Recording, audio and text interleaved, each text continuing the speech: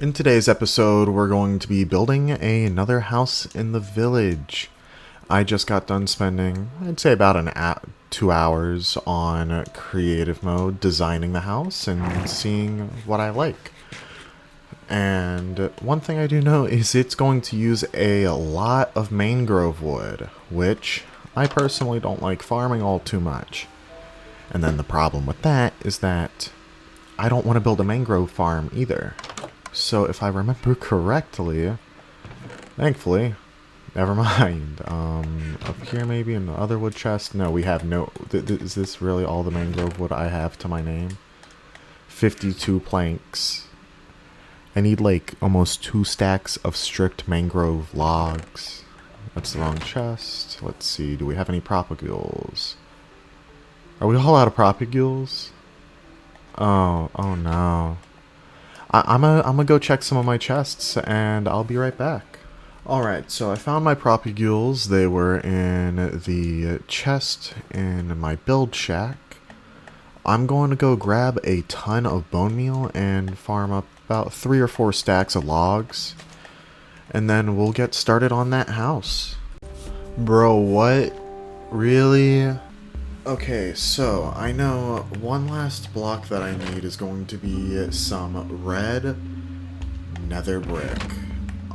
The only problem with that is I have very little netherrack, and I don't remember the recipe all too well for red nether brick. Okay, so it's bricks and then warts. I have plenty of warts. That doesn't sound like a good thing you want to have. But yeah, I'm going to need quite a bit of red nether brick. And I'm also going to visit my creative world to sort of refresh what the building looks like.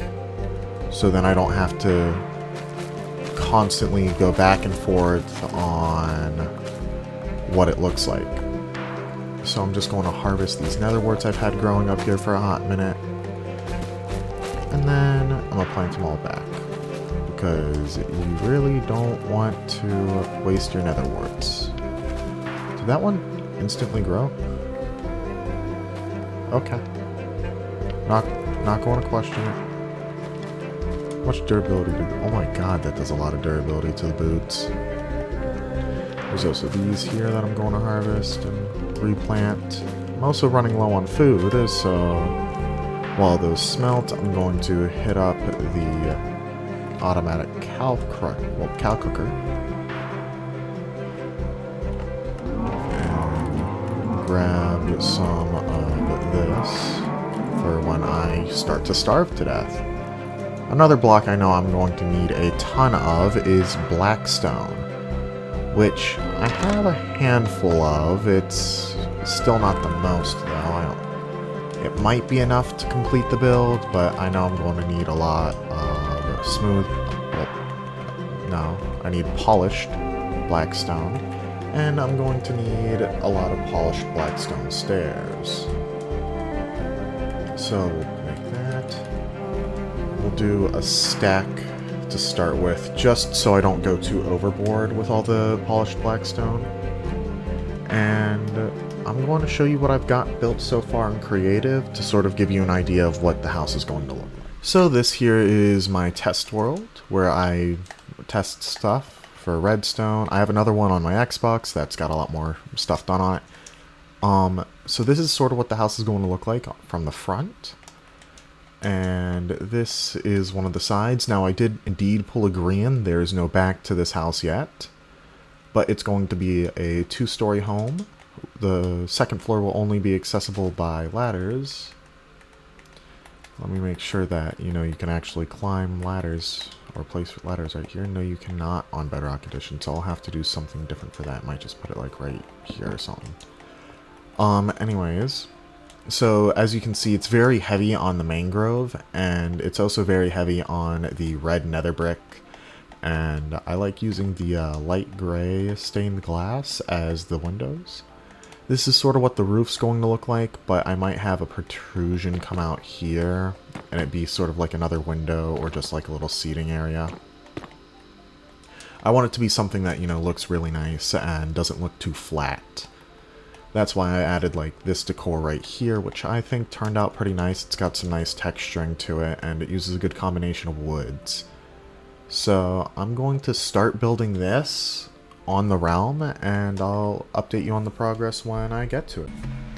Alright, so sorry if you hear the construction work, well, not construction work, but tree chopping in the background. That's the yard work company. But I recently saw a video by It's Me James, once again, one of my favorite guys to go for when it comes to Bedrock Edition glitches. Found a video on a new illegal, which involves decorated pots. So it's as simple as placing it down and then breaking it, I believe. Yep, item.name. So I'm just going to proceed to fill a chest's worth, or a shulker box worth, full of these, so then I have plenty of them to display and show off. Because I do think that these will become one of the rarer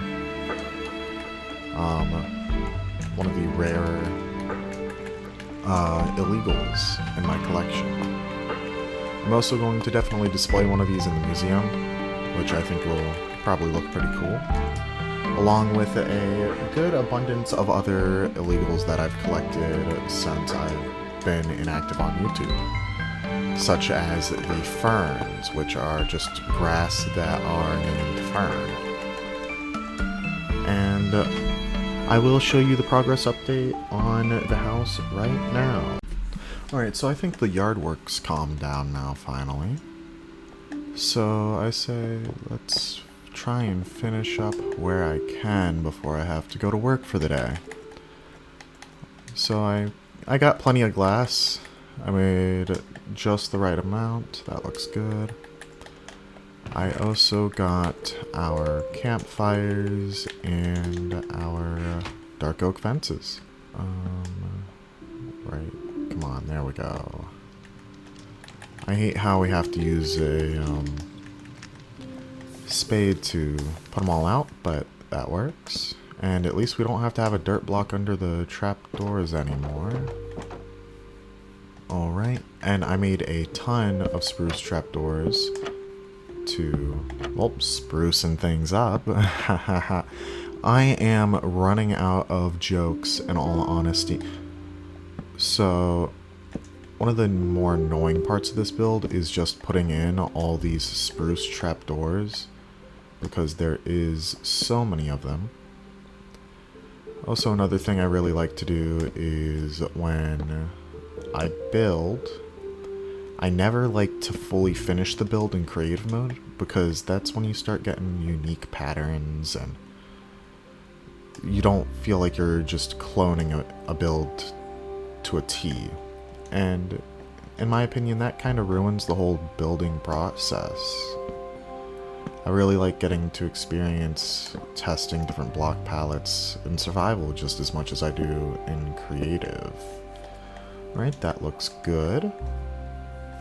Now I will have to find a spot to put the frickin' the ladder.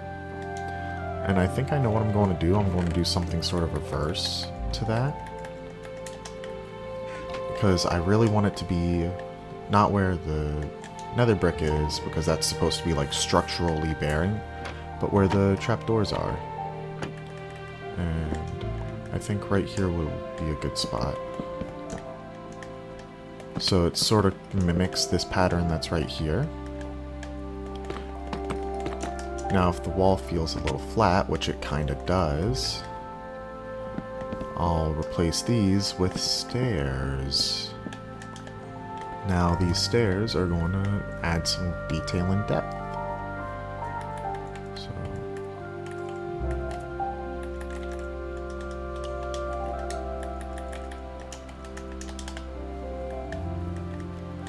I'm going to copy exactly what's right there. And thankfully, when I was playing earlier, I figured out how to just do that without having to struggle too much.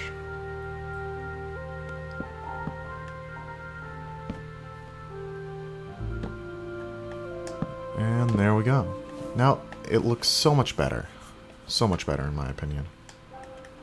And then right here.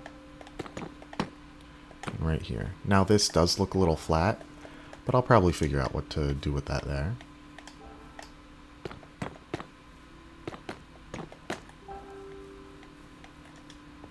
So, now we just put in the ladder. Ta-da! Perfect. Right.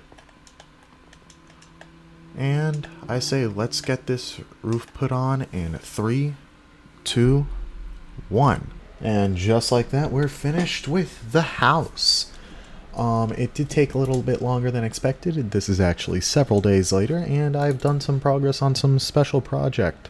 I'll show you all that in just a moment. But for now, let's talk about the house.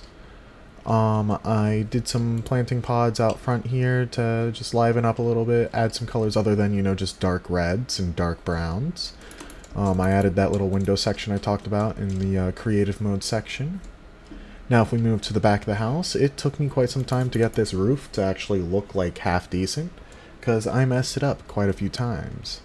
I also changed this wall here to just give it a little bit of a little pattern, make it look a little nicer. It's better than just flat wall. Once we come in here, we'll see where we're going to have our librarian villager stored.